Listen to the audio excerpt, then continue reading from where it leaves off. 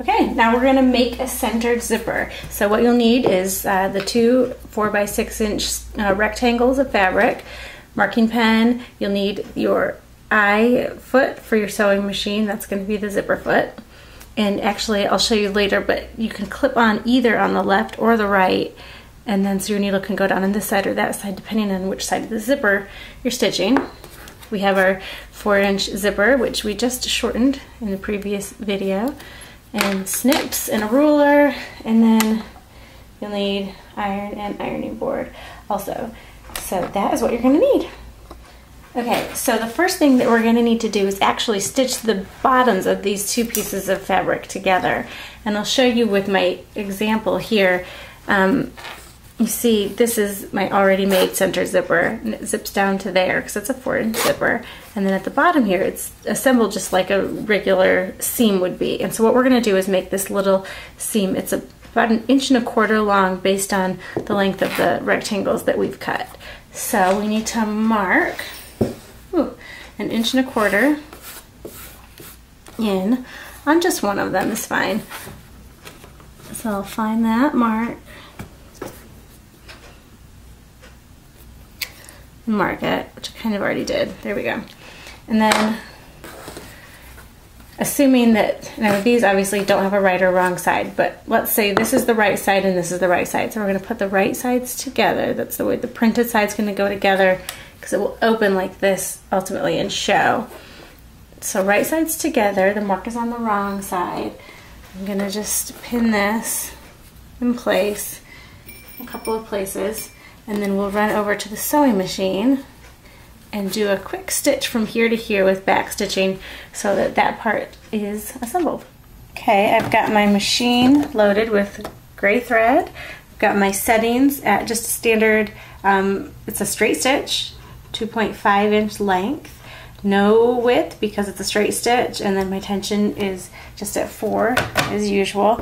I need to stick my J foot in there, which is missing. This is my J foot. So I just need to, ouch, load that in. Looks like I might need to pick up my bobbin thread. There we go. And let's start at our mark right here with a 5/8 inch seam allowance, and the seam allowance means what's left on the other side of the stitch. So I'm lining up with my 5/8 inch mark right there. I'm lining my needle up with my mark that we made. I'm going to lower my needle, do a quick stitch, a back stitch, and then sew to the edge. And then I'm going to do a back stitch at the edge too, just because I don't need this to go anywhere. And trim. There is our stitch. Now we're going to go do some pressing. Okay, this is going to be only a little tricky, not too bad. Let's take our pins out. And I didn't mention earlier, but you might want to use your seam gauge for this. It's going to be up to you. So what we're going to do, just in a nutshell, is we're going to press this open right here, but we want the whole thing to share this 5/8 inch seam allowance. And so, even though that's the only part that's stitched, we want all of it to fold over at the same place. So we're going to start by nosing at the part that's already been made, and that can be our guide. Then we want to, and I can use this as a guide. I think probably what I'm going to do is eyeball it and then check it. Because that looks like a straight line.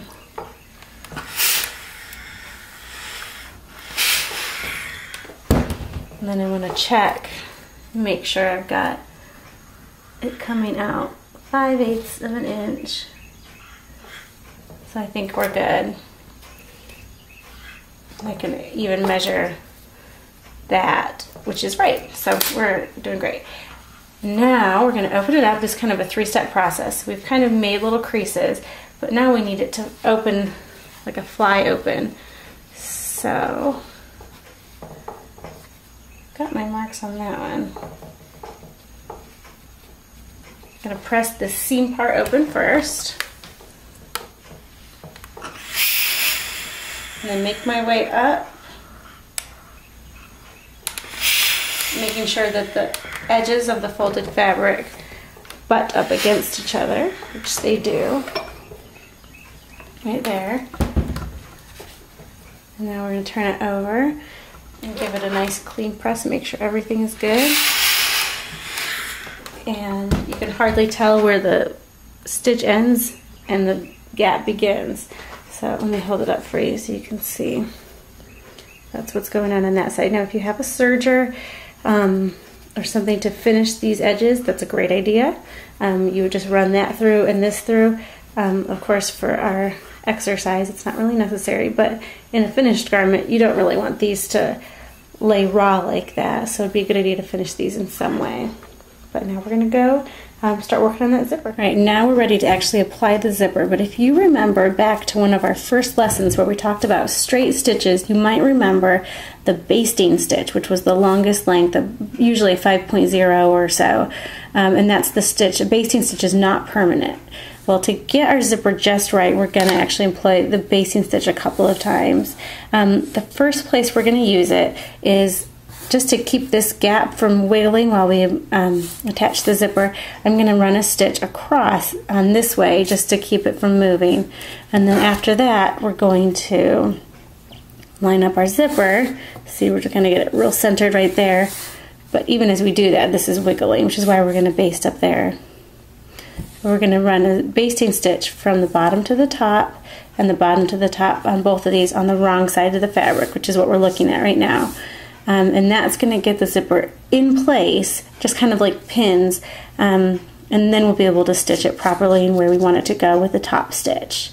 So let's do a basting stitch first across the top. I still have my J foot in there, and I'm going to set my stitch length to 5, and I'm just going to go across the top. It's not going to be a long stitch at all. I'll stitch. There you go. I'm going to stitch probably, I'm going to actually lift my foot here, make sure that's really close, press it down on there. Let it do its stitch.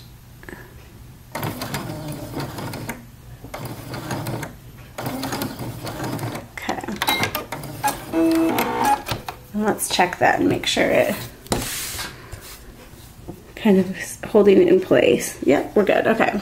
So next step is, goodness, sorry about this camera work. I need to hire a videographer is what I need to do. Okay, so we're gonna get this guy all lined up on here. We want the zipper line to be centered on the seam, and then we want these guys to hang off the edge about 1/4 of an inch. And so we can actually pin them in place. And we'll have to probably take those pins out even to baste it, but it's gonna be something to hold them in place. And since we're stitching from the bottom to the top, we want the needles to point at the direction that we're starting so that we'll be able to pull them out easily. And we're going to also do a quick check once we pin this in place on this side. Make sure these guys are butting up nicely, and they are.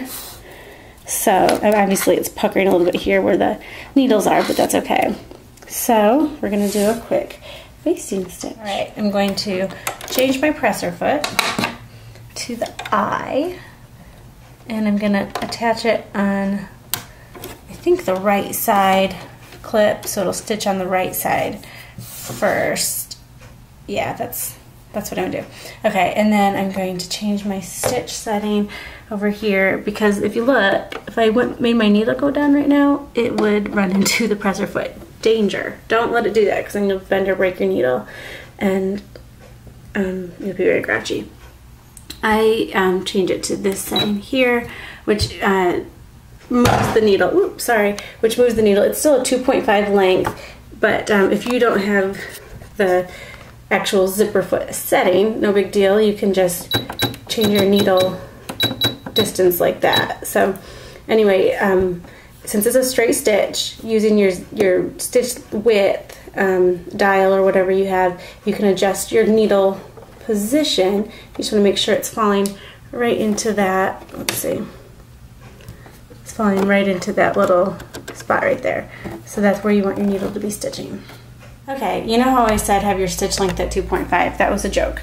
Actually have it at 5 because remember we're doing the basting stitch first. So stitch length of 5, get your needle positioned where it needs to be, and I am ready to lower my presser foot. I'm going to go, if you can see where everything's positioned, this is the wrong side of the fabric, the zipper is pinned in place.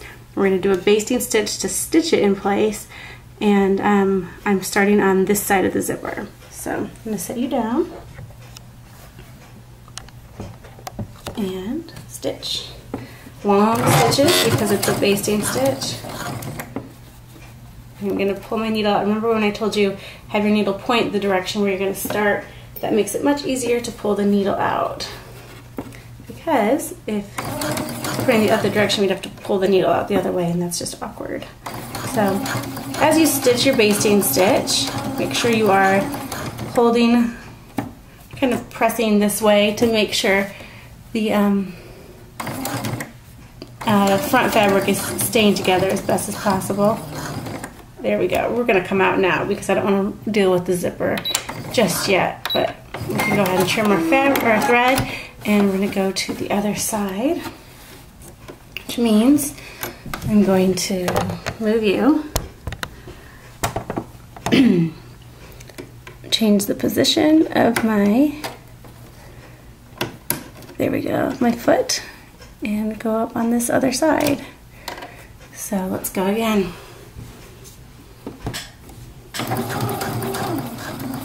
Pull out the needle, keep kind of pressing together as you go. Don't want to be in your way. And you can even just go off the side here. This is okay, because this is your basting stitch, it's not permanent. And trim. And we can check again. Everything is still lining up. Our stitch, though it looks crazy, doesn't matter because we're going to pull it out in a minute anyway. But now we've got everything secure. This is like, basting stitches are like the ultimate pin it together. Oop, that doesn't actually help, does it? And anyway, so now we're going to go ahead onto the top stitch.